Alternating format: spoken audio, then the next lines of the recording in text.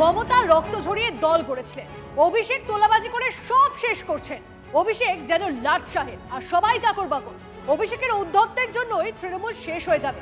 তোলাবাজি ছাড়া অভিষেক আর কিছুই চেনেন না। এত সম্পত্তি কোথা থেকে পেলেন অভিষেক? প্রশ্ন বাদুড়িয়ার প্রাক্তন তৃণমূল বিধায়ক আব্দুর রহিমের। এরা জনবিরোধী একটি গোষ্ঠী। মমতা বন্দ্যোপাধ্যায় মাতার রক্ত ঝরিয়ে এই দল করেছিলেন, আর তার ভাইপো একটা তোলাবাজ ব্যবসায়িক, তার যে উদ্ধত্তা, সে লাট সাহেবের যেন লাট সাহেব আর সব চাকর বাকর। তার এই ব্যবহারের জন্য এই দল একেবারে শেষ হয়ে যাবে, থাকবে না। আমি তো আগে এসছি, আর এখন যারা রানিং এমএলএ, যারা পদে আছে এমপি, এরা পর্যন্ত তীব্র প্রতিবাদ করছে ওই তোলাবাজটার বিরুদ্ধে।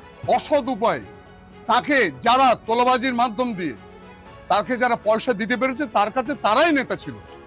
আমরা নেতা ছিলাম না, মানে আমরা তাদের কোনো নেতৃত্বের পর্যায়ে পড়তাম না। তার কারণ তোলাবাজি ছাড়া, পয়সা ছাড়া অভিষেক বন্দ্যোপাধ্যায় আর কিচ্ছু চেনেননি। তার মানে জবাব, তার প্রমাণ আপনারা প্রত্যেক দিন পাচ্ছেন। এত সম্পত্তি পেল কোথা থেকে?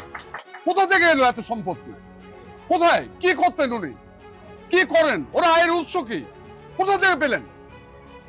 এই বাংলার মানুষের মুখের রক্ত একদল তোলাবাজের মাধ্যমে পাহাড় পরিমাণ অর্থ জোগাড় করেছেন অভিষেক বন্দ্যোপাধ্যায়। এর বিচার হবে, এবং এই বিচার মানুষের বিচার হবে।